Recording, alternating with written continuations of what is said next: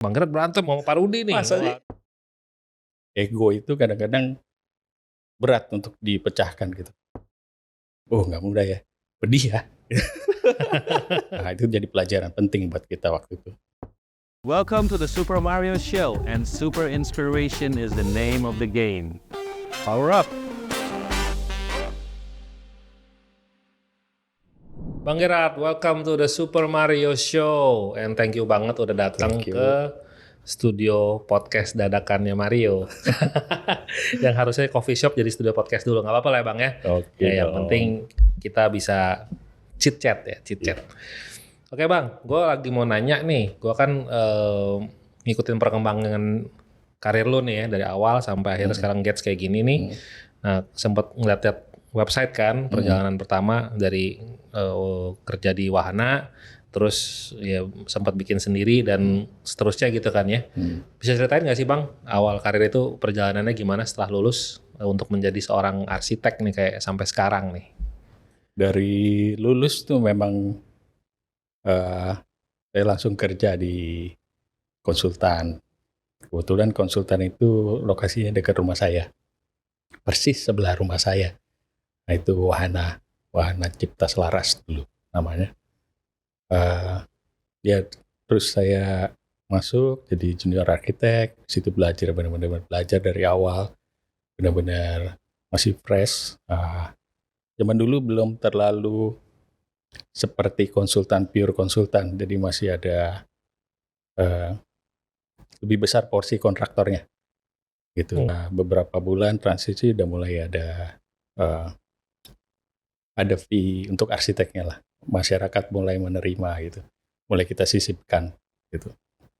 Di situ dah sampai 1,5 tahun belajar berarsitektur di konsultan itu saya memutuskan keluar. Kenapa tuh Bang? Cepet amat. Namanya masih muda ya, banyak pemikiran, idealisme yang seharusnya pengen dibentuk. Jadi banyak. Dulu kan kita nggak ketemu klien. Oke. Di studio aja. Jadi pikirnya harusnya ketemu klien. Pengen. Mau ketemu klien sendiri nih ceritanya. Mau belajar. Gitu. Oke. Mau belajar. Intinya mau belajar, banyak tahu. Gitu. Dari situ, ya itu tujuannya mau belajar lebih. Merasa nggak cukup di kantor itu. Sultan. Pengen cepat. Oke. Pengen instan. Oke. Gitu.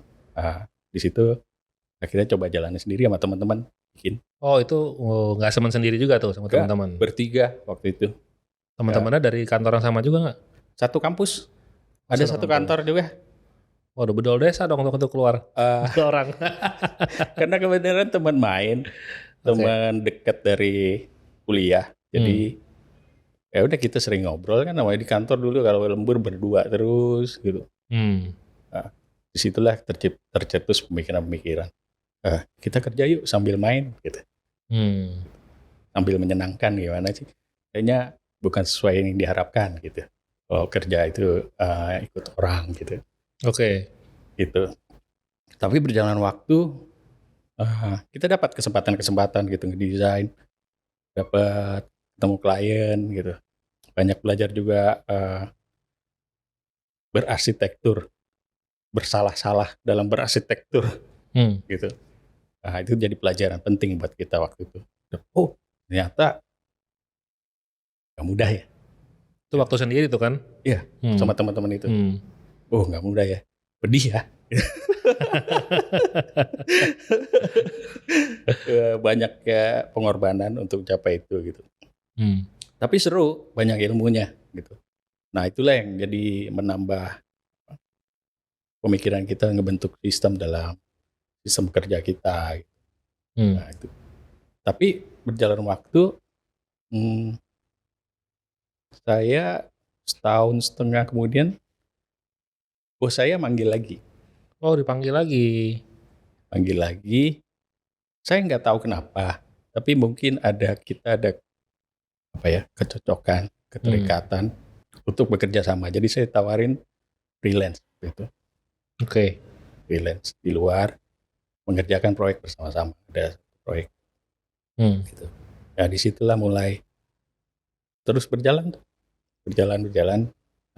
Kalau yang bersama teman-teman, karena kita udah 1,5 tahun berpikir butuh challenge lebih, butuh target lebih. Jadi waktu itu berpikir bertiga kayaknya sulit dilakukan.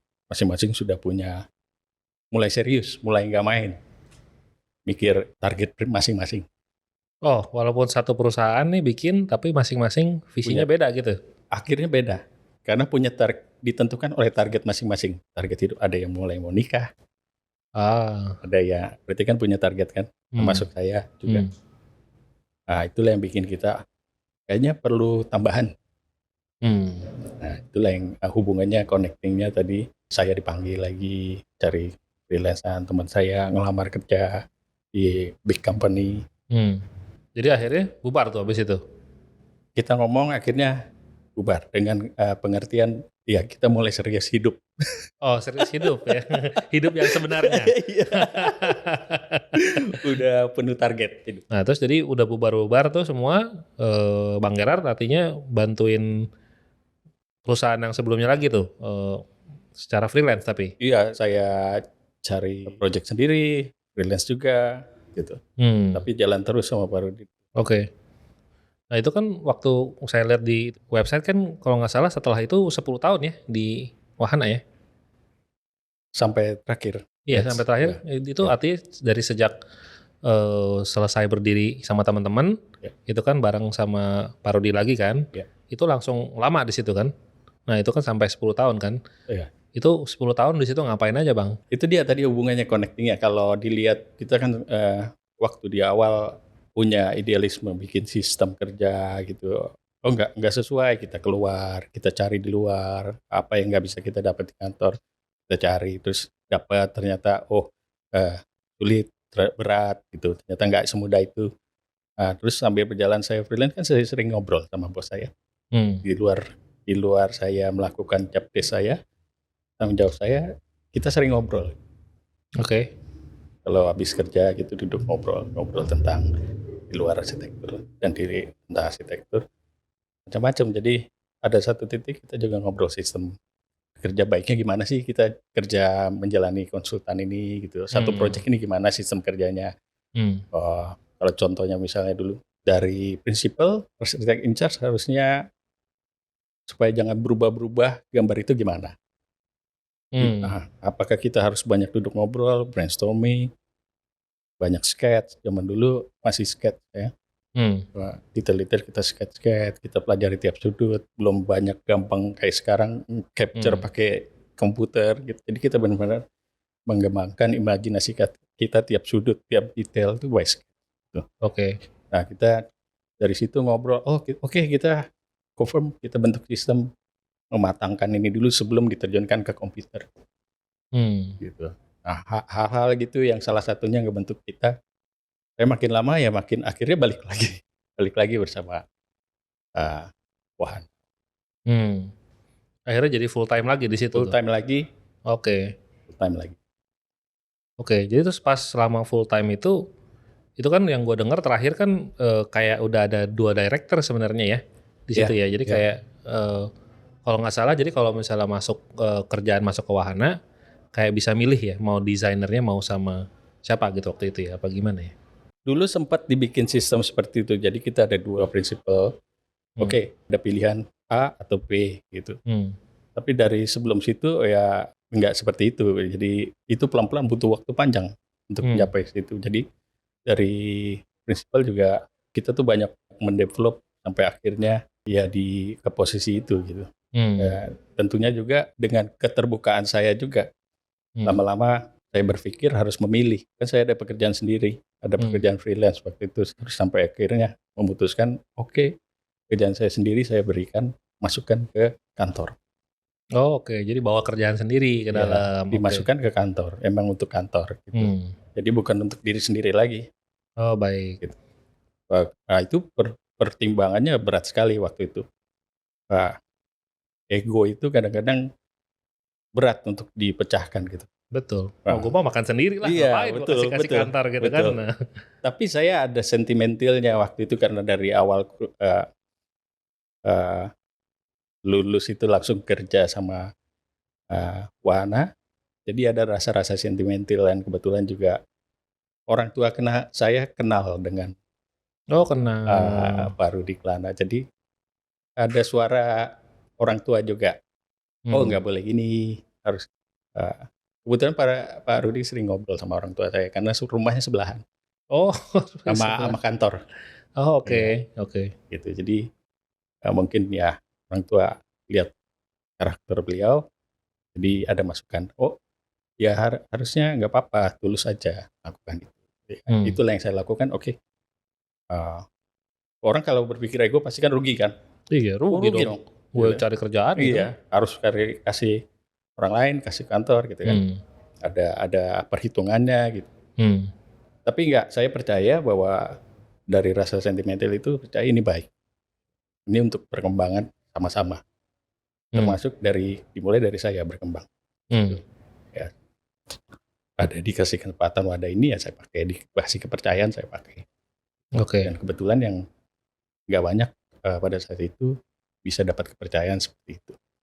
Itu di tahun keberapa Bang kira-kira mulai masukin kerjaan sendiri dari luar? Di atas 2010 ya kalau nggak salah. Di atas 2000 itu artinya setelah berapa tahun di dalam tuh yang kedua? 6 tahun ya. Setelah 6 tahun ya? Setelah 6 tahun mulai masukin kerjaan sendiri? Iya. Gitu. Oke, jadi kalau yang kerjaan yang lo masukin artinya pasti lo yang handle? Iya, betul. Dimulai dari situ sih pembagiannya sebenarnya. Oke. Gitu. Tapi kalau ada misalnya yang didapat dari sosmed, nah itu saya ikut keputusan, feeling principle. Oh ikut memutuskan? Ikut keputusan. Oh keputusan artinya dari prinsipal maunya siapa yang kerjain maksudnya gitu. Betul. Okay. Kita ikut aja direct dari prinsipal. Kalau kerjaan yang lo masukin sendiri ada komisionnya nggak? Pasti dong. Pasti ya? Pasti harus itu udah ada hitungannya. Oh udah ada dibikin ya? Dibikin. Oh cengli banget dong kalau gitu. Jadi orang juga gak merasa rugi dong buat masukin kerjaan sendiri. Betul. Nah terus kan tuh tahun ke-6 kan lo masukin kerjaan sendiri kan. Oke. Terus sampai 10 tahun terus gue tau-tau denger tuh. Wah Bang Gerard keluar gitu. Nah gosipnya gue denger nih Bang Gerard berantem mau Pak Rudi nih. Waduh gimana nih? Bener gak nih berantem nih? Berantem itu sebenarnya sering loh. Dari kita kerja itu sering berantem. Berantem sehat ya. Berantem sehat tuh gimana Bang? Memberikan pemikiran, sering memberi masukan. Kita kan orang desain, kadang-kadang egonya besar. Itu kesentil sedikit saja kadang-kadang bisa gak enak gitu ya. Ya itulah yang terjadi di kita waktu itu. Tentunya saya sebagai orang yang harus tahu posisi. Gitu. Paling karena nggak tahu ya, mungkin pada saat itu saya orang yang bisa berani ngomong. Itu di dalam satu tempat. Kan saya produk-produk orde baru. Oke. Yang harus satu garis. Tapi karena saya mau berkembang untuk secara company juga, jadi mulai kadang-kadang nyentil sesuatu yang di luar jalur. Nah itulah yang kadang-kadang bikin percikan gitu. Oke. Padahal tujuannya sama jalannya. Tapi kadang-kadang saya suka nyeleneh nyari jalan samping. Oke. Nah ini kadang-kadang kalau orang-orang angkatan di atas saya pasti lebih sulit lagi nerimanya. Gitu. Sama lah kalau saya sekarang ada di tim saya, ada yang nyeleneh dikit, bener gak nih ya? Gitu. Karena bukan caranya kita gitu kan. Betul. Karakternya kan beda tiap zaman. Betul. Gitu. Nah kita akan kesana nanti untuk tim yang baru ya. Tapi sekarang kita masih di sini nih. Tapi kalau tadi jawabannya berantem, enggak sih. Enggak berantem. Jadi terus tapi kenapa mau keluar Bang? Dengan benar-benar pertimbangan bahwa waktu itu mau dibikin lebih serius lagi company-nya. Jadi bukan saya aja, ada partner-partner lain kan, ada berempat. Ya itu duduk kita ngomong sama-sama. kebetulan di sayanya nggak ketemu untuk titik manajemen gitu aja. Titik manajemen. Ya, apa kan harus didealkan kan semuanya secara termanage semuanya kan. Ada hal-hal itulah. Oke. Ya dengan sadar itu ya berarti tidak bisa dilanjutkan ya harus tapi kan harus mundur. Ya gimana gitu. nih gitu kan? Ya, Ya oke. Yang nggak cocok ya udah mundur. Ya itu lumrah. Oke. Tapi nggak berantem ya? Nah, Nggak berantem. Cuman tidak ketemu. tidak ketemu. Tidak ketemu. Iya. Jadi mundur baik-baik lah ya gitu ya. Mungkin sebel. Tapi takut nggak Bang? Maksudnya udah enak nih 10 tahun di situ. Terus akhirnya harus berangkat sendiri, itu kan sebuah lompatan besar juga ya. Apalagi waktu itu pas keluar dari situ umur berapa kira-kira ya? 40. 40 kan? Nah, orang kan bilang biasanya orang tuh umur 40 udah harus jadi. Iya kan? Harus udah settle nih gitu. Nah, sedangkan umur 40 lu baru keluar dari sebuah perusahaan dan start something at 40. Gitu. Itu yang menurut gua butuh ekstra courage banget ya, ekstra keberanian banget tuh untuk lompat. Nah, di pertimbangan Bang Gerard waktu itu apa ya, bisa berani gitu ngelompat di umur 40 from Nggak ada scratch. pertimbangan, nggak ada pilihan. Nggak ada pilihan. Dan memang saya nggak pernah mencita-citakan membuat company sendiri. Nggak pernah? Nggak pernah. Oke. Saya sudah meneguhkan hati saya memang harus di kantor tersebut, saya mendevelop kantor tersebut, harus buat prinsipil saya enak, bikin berkembang. Saya udah mantap di situ. Sampai akhirnya ada sebuah masalah itu. Masalah itu. Bukan masalah ya. Apa ya? Ketidakcocokan. Ketidakcocokan mungkin itu memang harus dibuat seperti itu. Harus dibuat ya? Iya. Maksudnya kan yang membuat manajemen itu kan dari perusahaan itu kan? Betul. Iya kan? Saya nggak bisa dong mempush apa yang saya mau. Karena itu kan perusahaannya, bukan perusahaan saya. Oke. Gitu. Jadi harus tahu posisi. Gitu. Jadi demi mementingkan kenyamanan pemilik perusahaan, jangan sampai kita mengkudeta tuh. Jangan dong, jangan. Iya. Gitu. Terus itu pertimbangannya berapa lama sampai berani? Apalagi tidak pernah ada pemikiran di sebelumnya ya kan. Soalnya kalau yang gue tahu mah orang kalau udah mau bikin perusahaan sendiri pasti selama jadi perusahaan sebelumnya kan dia pasti udah mikir gue pokoknya cuma mau kerja berapa tahun, gue cari pengalaman, habis itu gue keluar gue mau bikin sendiri. Kan pasti gitu kan, udah ada persiapan. Nah, sedangkan kalau lo nih tadi kan bilang sebenarnya nggak ada keinginan juga, mungkin udah oke di situ semua, everything is fine. Udah nyaman. Nah, udah nyaman sampai akhirnya ada satu titik ya sampai lo memutuskan lo harus mundur, tapi lo kan nggak pernah ada mikir apa-apa nih. Persiapannya bagaimana bisa tiba-tiba? Gak ada persiapan, benar-benar sulit, susah. Tapi kan saya punya tanggung jawab karena punya klien kan waktu itu udah hampir sama kliennya. Apa yang dibawa dari prinsipal 1, prinsipal 2 itu hampir sama. Jadi kan saya nggak bisa juga. Jadi kita tanya juga, lempar ke kliennya. Mau diteruskan sama kantor lama atau karena saya udah meng-announce kan setiap klien itu mau keluar sendiri gitu ya.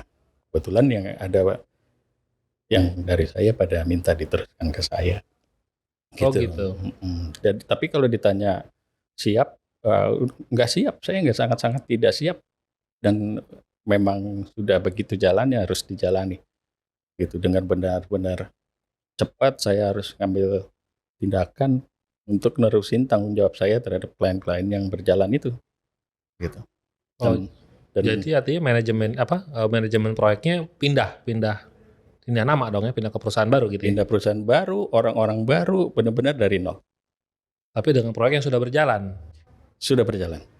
Oh gitu ya. Ya sebenarnya lumayan beruntung juga ya. Jadi nggak benar-benar nol tahu-tahu nggak ada klien juga karena udah ada proyek berjalan nih.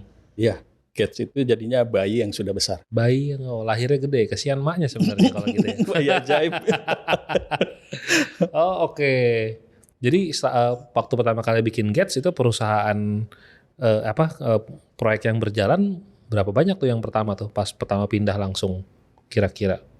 mungkin 6 project saat itu ya. Oh langsung 6 project 6 project ya berjalan. yang dibawa dari perpindahan yang lama ke yang baru gitu Iya. ya. Belum yang mau dapat baru. Oh modal baru juga ada lagi langsung. Iya, tapi kan nggak bisa juga saya ambil. Saya punya komit. Dulu kita usahainnya sama-sama dengan kantor lama. Hmm. Saya infoin kantor lama. Ini ada yang dulu kita usahain dapat nih big project gitu. Oke. Ini gimana gini. Saya kasih. Oke. Tapi ditawarkan kerjain sama. Jadi pada saat saya tahun pertama itu masih ada kerjaan baru sama Pak Baru.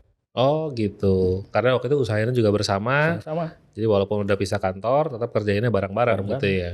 Pakai nama Wahan. Pakai nama Wahana tetap ya. Ya jadi sebenarnya fair banget ya sebenarnya hitung-hitungannya semua ya. Everything is good ya. Harus. Walaupun ada sedikit ketidakcocokan, tapi sebenarnya in general semua mah oke gitu kan. Itu kan kerjaan wajar. Wajar. Tapi secara saya pertemanan dengan Pak Rudi kan harus tetap terus. Nah terus setelah udah pindah nih si bayi besar ini, bikin timnya gimana Bang? Ini kan pasti orang juga punya kesulitan ya. Gue juga di sini bikin tim juga setengah mati nyari orangnya, spesifikasi orangnya nggak cocok, ganti dan lain-lain. Apalagi lo pas bikin proyeknya udah berjalan semua nih, udah ongoing, baru nyari orang baru. I'm sure nih challenge-nya lumayan nih. Bagaimana pengalamannya Bang? Challenge-nya cuma mental ya. Kalau dulu saya tuh lagi saya rasa umur 40 itu lagi on fire banget ngerasa gitu. Jadi saya ngebikin sistem juga, ngedevelop sama-sama di kantor lama. Kan di kantor lama itu juga punya experience dari tim yang dulu dibentuk orang-orang lama. Terus saya merasa harus dikembangkan, dibikin tim baru. Itu perubahannya waktu itu saya ikut terlibat gitu. Dan lumayan mengeluarkan ide-ide juga. Nah begitu di Gates nggak terlalu sulit karena itu kesenangan saya ngotak-ngatik tim gitu untuk office kantor gitu. Apa yang kita mau itu kita perlu orang seperti apa. Jadi ketika saya di Gates itu saya cuma butuh waktu sebulan untuk mengumpulkan orang-orang seperti apa gitu. Cepet juga. Udah kayak tahu mau main catur, mau butuhnya apa-apa gitu ya. Karena memang udah terbiasa di sebelumnya gitu. Untuk urusan-urusan seperti itu gitu. Ini hire, ini buka lamaran gitu. Terus memerlukan apa. Terus saya banyak ketemu. Udah nyaman banget dulu. Saya di luar kepala kayak. Gitu. Jadi kalau misalnya untuk menjalankan sebuah proyek tadi nih yang running ini, key person-nya bidang apa ya? Di bidang apa key person-nya? Yang paling penting? Untuk kebangun timnya maksudnya, orang-orangnya. Kalau saya pribadi lebih lihat karakter orang. Gitu, untuk membentuk timnya. Saya lihat dia punya apa yang memperkaya tim ini, pasti saya tarik untuk kerja sama gitu. Kalau misalnya untuk maksudnya untuk bidang arsitek ini yang kayak Gates jalanin, perlunya karakter orang yang seperti apa ya? Saya kadang-kadang nggak menentukan. Jadi kadang-kadang lihat saya ada value apa yang dari key person ini. Oh kayaknya ini saya nggak punya ya, Gates nggak punya ya, menarik. Misalnya orang ini deep banget ya dalam seni, tapi punya kekurangan dalam hal teknis. Kadang-kadang saya bisa, it's okay, itu bisa memperkaya Gates gitu. Oke. Jadi hal-hal gitu kadang-kadang yang sambil kita berjalan tuh kita satukan, sempurnakan. Buka lamarannya lewat mana biasanya? Dari Instagram gitu. Doang, social media doang. Sosial media aja. Jarang mulut ke mulut ya. So far berhasil, maksudnya banyak yang lamar kalau lagi buka langsung. Gak banyak, tapi ditemukan dengan yang pas aja. Oh gitu. Semudah itu ya, maksudnya Instagram doang datang ya langsung ya. Ya mungkin saya tipe hidupnya begitu ya. Oke. So, nah sekarang kan nih Gates proyeknya kan gue udah berapa kali motretin Project Gates ya. Gates itu biasanya handle minimum luas berapa sih emangnya maunya? So far yang gue kerjain semuanya lumayan ya gede menurut gue, udah pasti di atas 500 kan. Nah, apakah dari Gates ada minimum requirement untuk project? Nggak ada minimum requirement. Yang ada mungkin eh, eh, kebetulan saya diuntungkan bekerja di kantor lama yang spesialis di residensial ya lumayan besar-besar rumah. Jadi itu kan kebawa ngebentuk ke saya mungkin. Oke. Jadi pasarnya saya kebentuk ke arah situ kebetulan, yaitu itu yang saya dapat gitu ya. Oke. Ya kalau untuk luasan yang kita handle macam-macam sebenarnya, dari yang kecil sampai yang besar juga ada. Gitu. Jadi bukan, kita nggak pilih-pilih sih gitu. Ada minimum charge-nya nggak? Maksudnya bukan minimum charge, mungkin minimum kalau cuma 100 meter mah gue nggak ambil lah gitu. Makin berjalan ke sini, Gates sudah 5 tahun, itu ditentukan ada akhirnya. Karena kita harus fokus gitu. Jadi kita kalau di misalnya ada batasan minimum lah. Minimumnya berdasarkan square meter apa berdasarkan angkanya nih? Berdasarkan angka. Berdasarkan angka. Ya, karena kita udah patokannya operasional kita. Oke. Lamanya kita udah dari situ aja gitu. Jadi mau 50 meter boleh asal angkanya tetap segitu gitu. Ada nggak yang gitu? Ada. Yang di bawah minimum charge tapi dia tetap mau gitu? Iya. Oke, itu apa? Rumah apa? Rumah tinggal. Tapi kita sering lakuin hal giving back gitu. Jadi proyek-proyek kecil kita lakukan dengan sukarela gitu. CSR gitu ceritanya. Oh gitu. Apa proyek CSR Bang? Ada rumah. Untuk saat ini rumah sih, banyak rumah-rumah kecil. Rumah kecil itu artinya kliennya datang terus pengen banget gitu di desain kita. Oke. Kalau saya ada keterikatan biasanya saya langsung oke, tapi ada syarat gitu biasanya. Desainnya nggak boleh nolak gitu ya. Pokoknya suka-suka gue gitu ya. Nggak suka-suka lah, kasihan. Brief tetap ada ya, basic brief. Brief dari dia. Tapi nggak boleh gonta-ganti. Paling itu supaya menghemat waktu kerja kita, karena kan kita harus atur schedule-nya kan gitu. Oke. Yang itu yang pernah dikerjain luas berapa Bang? 100 meter. 100 meter ya? Iya. 100 meter. Di gang kecil. Ada naik ke Instagram nggak? Udah jadi belum sih? Udah. Waktu itu. Udah ya? Udah di EI World waktu itu. Kok nggak panggil gue Bang? Iklan, maaf. Iklan. Benar juga ya. Oke, terus mungkin kita masuk ke project ya. Gue pengen bahas sedikit nih. Ini project yang terakhir, bukan terakhir ya, kedua terakhir ya. Kedua terakhir ya. Yang projectnya menurut gue lumayan berbekas juga di gue. Maksudnya 3 hari ya? Ya lumayan berbekas capeknya ya. Tapi maksudnya itu rumah emang awalnya nggak nyangka, kalau waktu gue sempat survei dulu kan. Ketika kan gue juga pernah cerita di Instagram, kalau udah disuruh survei gue udah tahu nih projectnya pasti agak unik gitu kan. Ya pas datang ternyata rumahnya gede banget kan, gede banget, dan ternyata renovasi doang. Yang waktu di Wahana itu projectnya ini juga maksudnya apa bukan? Kliennya ini juga. Kliennya lain lagi. Project lain. Iya. Jadi ya berdasarkan. Jadi klien itu cerita biasanya umum lah. Pengennya apa, kondisi teknisnya, bangunannya direnovasi atau tidak, tanya gitu. Terus pengen kebutuhannya apa. Bahkan klien ini mau pindah ke rumah ini satu komplek. Jadi mau pindah ke rumah ini tuh desain sudah jadi. Keraguannya besar sekali. Karena dia takut kalau dia pindah ke desain ini akan sebagus rumah pertama, tidak rasanya. Itu pertanyaan itu lama, hampir kalau nggak salah tuh setahun. Karena dia nggak rela gitu. Nanti kalau jadi bagus nggak sih? Bahkan desain sudah jadi aja dia tidak bisa meng-capture ini bagus atau tidak. Render semua udah ada? Sudah lengkap semua. Gitu. Jadi segitu awamnya.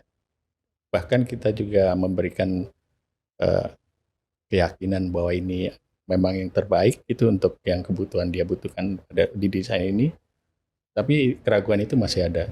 Dan akhirnya satu titik mungkin dia memutuskan, memberanikan diri lah. Karena ini kan rumahnya hampir luasnya 4 kali lipat dari rumah sebelumnya. Oke. Gitu. Nah, dari cerita itu ya kita desain.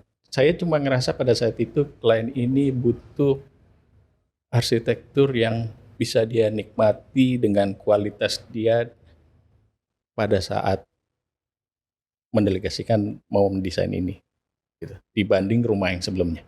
Waktu zaman mungkin kalau ini 2020 itu di 2011 perbedaannya.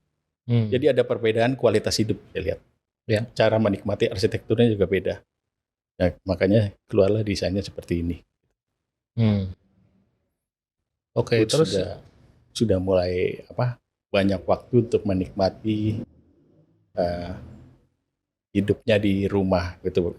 Jadi banyak spot-spot yang dia bisa pilih untuk dinikmati, beda-beda sekuennya gitu dengan kegiatan hidupnya itu. Misalnya undang tamunya mulai banyak, terus undang teman-temannya gitu untuk kerjaan tamu kerjanya juga beda tempat gitu-gitu. Seperti itu sih. Nah, kalau itu sih udah cocok banget sih. Ada yang additional poinnya tuh yang gue sering rasain di sana. Jadi di sana itu gue merasa tuh ya memang rumahnya gede sih, rumahnya gede. Tapi tuh tetap walaupun skala ruangnya kan nggak terlalu. Mungkin ada klien yang punya rumah gede. Jadi semua space-nya jadi digede-gedein, ya kan, living room mungkin maunya 10 kali 10 gitu kan, atau kamar tidurnya juga maunya 10 kali 15 dan seterusnya gitu. Tapi kan kalau rumah ini gue lihat kan, ya skala ruangnya tetap normal-normal aja, gitu. Justru malah banyak ruang-ruang terbuka lain yang bisa dimanfaatkan gitu, lucu-lucu gitu. Ada tempat, ada bench lah, ada yang di bawah tangga ada kolam koi lah, lalu ada yang lain-lain kan. Nah yang gue notice ini kan juga dengan banyak bukaan-bukaan ini kan nih ada lu pakai spesifik kusennya ya, milihannya ini ya. Nah ini kan special nih, kebetulan teman kita juga kan yang ngerjain gitu, si Mil ya, si Darren.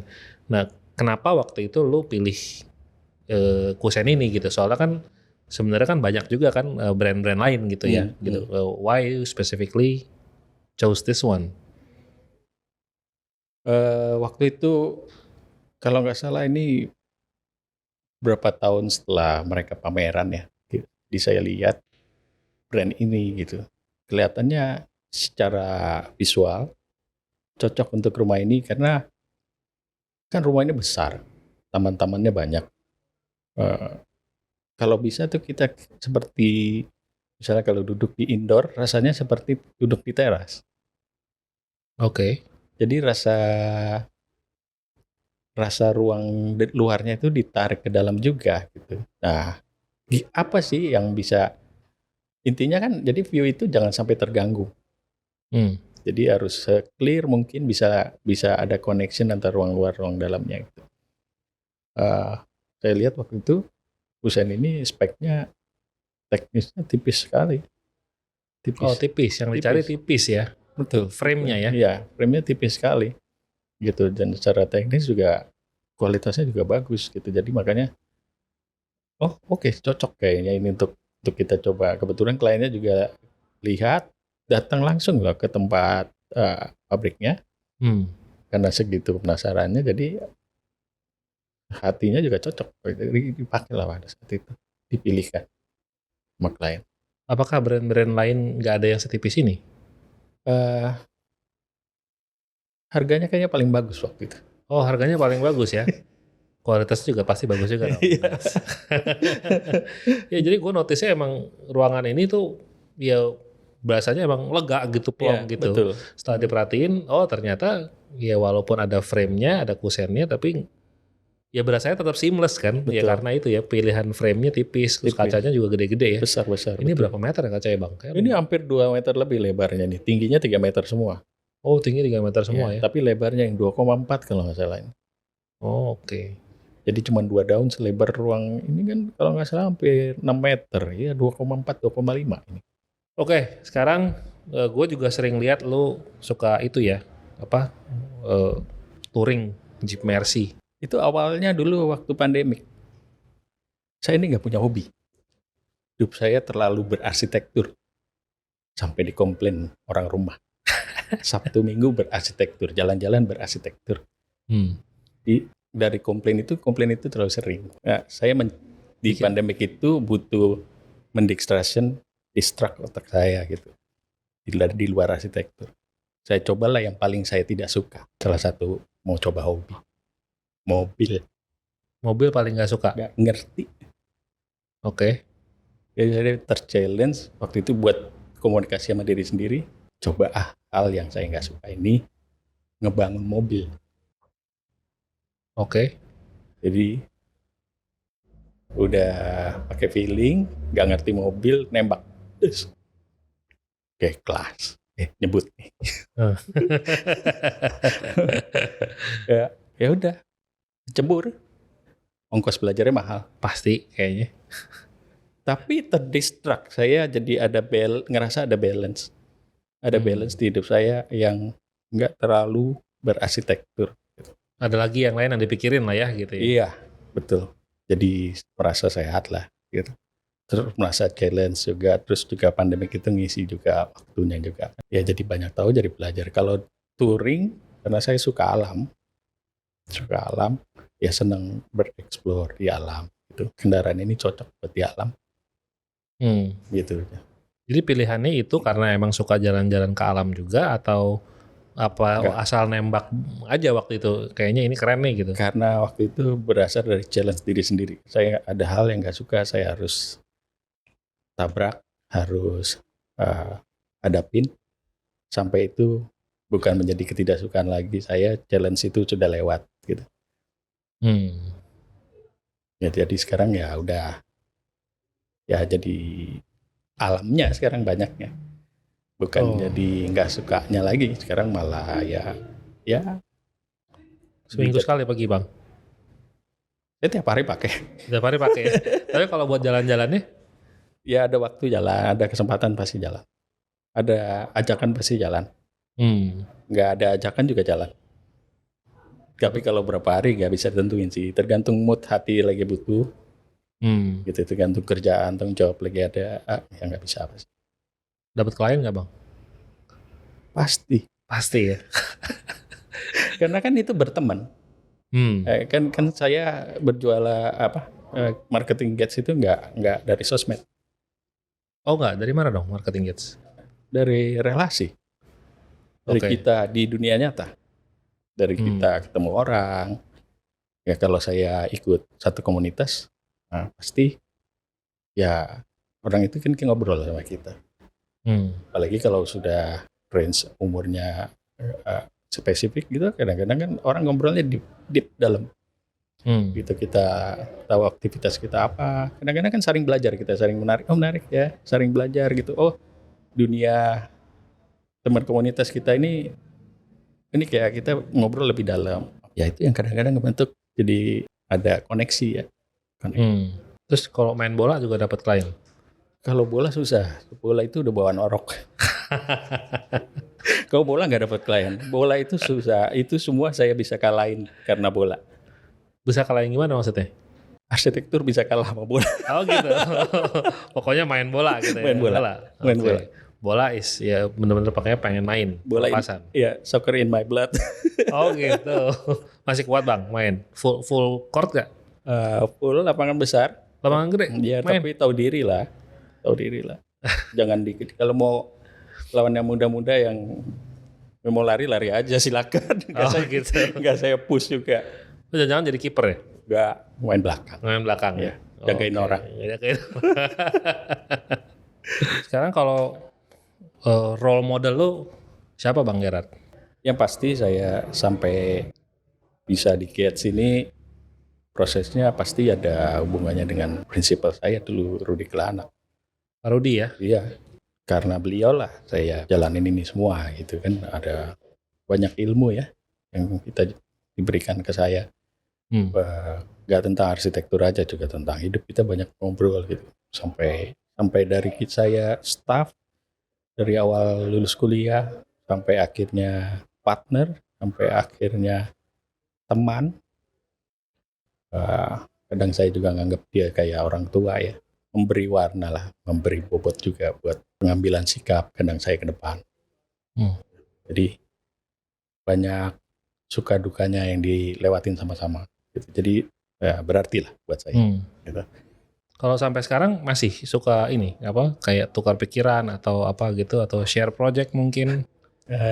Paling ya ngobrol di luar arsitektur gitu. Tapi ya ini dengan kita udah nggak satu kantor kan, jadi udah jarak itu makin jauh gitu dengan kesibukan masing-masing. Ya kadang-kadang tapi kita masih ada ketemu ngopi. Jadi emang kayaknya sih kita nggak bakal bisa lari dari mana kita berasal sebenarnya. Panutan itu dari yang membuild kita ya, membuild kita sampai kita sekarang tuh pasti ya kita masih tetap relate pasti gitu ya. Iya, dan irisan-irisan karena sama-sama di dunia arsitektur kan irisan-irisan orang-orangnya tuh kita lingkungannya sama. Jadi kadang-kadang ada subkonnya yang kerja di Parodi, ada juga di kita juga. Jadi masih tanya kabar lewat perantara. Gitu. Say hi lewat perantara. Kita jumpa lagi di next podcast ya, kita ngomongin yang lain lagi. Motret terus, jangan bosan.